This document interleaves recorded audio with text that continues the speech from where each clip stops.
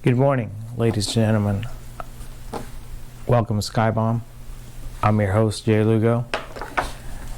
Well, this certainly wasn't the video I wanted to make, but if I can take you back to my short, Flying Tomorrow, I was training at an operator, and the day came.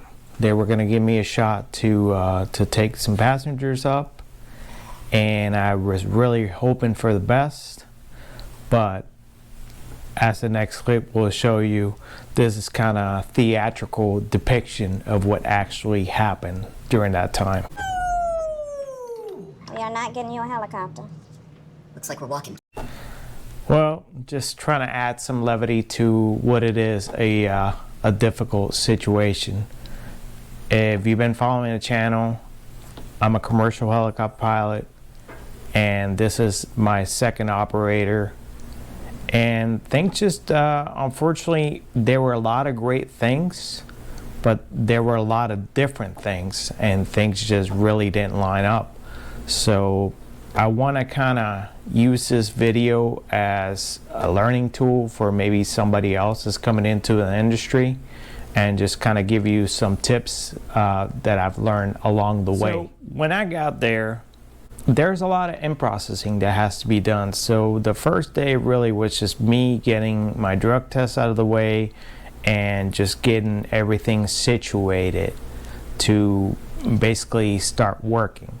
Now, one thing I didn't really know was that an operator can't legally hire you until, or I should have known this because this happened to my other operator, but they can't legally hire you until your drug tests come back. So since I was out of state, there was nothing for me to kind of do in the sense of just I could watch, I could observe, but I couldn't really be on the controls. So I got to do a lot of observing. I got to be in the front office and just kind of see how they did their things. As far as the differences between the place I was at before and this one, everything was a little bit more fast-paced here. The procedures were just completely different, so that really caught me off guard. The talking points, things to know, were so, they wanted them super precise, and so that was one thing that, I'm not gonna lie, I was really intimidated in that sense that, you know, everything was to the T, and you know, it's their company and they have high standards, and I can't fault them for that. So as I recall, my drug test came back on a Friday. I was good to go. I started logging time for the training, and we flew a bunch of different tours. They had the, you know, your garden variety, your intro tours, your little bit longer tour, and their longer tours. This was around an island, so we flew around the island. I was shown the different talking points. What I do wish, I had the GoPros with me, but I really wanted to soak up everything, and I felt like the GoPros might have been a distraction.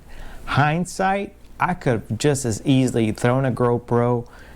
They had the mount ready for it. I could have thrown my C audio adapter, and I could have recorded all of this stuff, which would have been a great benefit. So don't feel like because you're trying to kind of do a little bit more, if you get there a little bit earlier, you set it up, it shouldn't be a real big deal to kind of give yourself that edge. So I unfortunately didn't do that, and a lot of it I had to either recall from memory, or I had to sit there and read what their talking points, what some paperwork that was given to me, and try to kind of make that into a natural conversational thing. And so I think I kind of shorted myself in that end.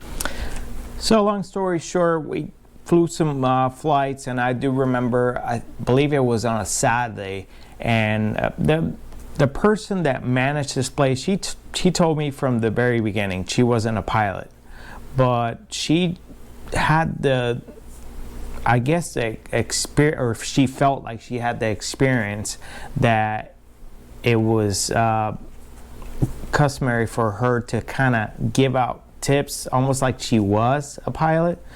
And it was just kind of a weird situation.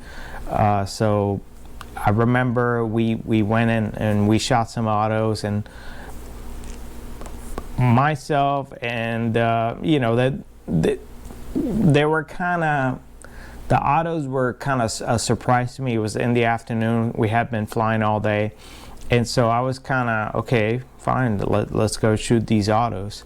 And her demeanor about them were, not the best. So it shot my confidence down. I remember feeling like, I was like, wow, I just kind of picked up everything, moved to a whole different state. And I felt like her words just kind of, maybe she said that for a reason, but I just thought it was just not the best thing to say to somebody that was trying to join the company and was trying to do right by the operation. So in that sense, I got really kind of discouraged around, it was like Monday or Tuesday, and I wasn't sure. I certainly didn't want to just throw my hands up and quit, but I was really discouraged by everything that had been said. Anyhow, I had a heart-to-heart with the only pilot that was there, mind you.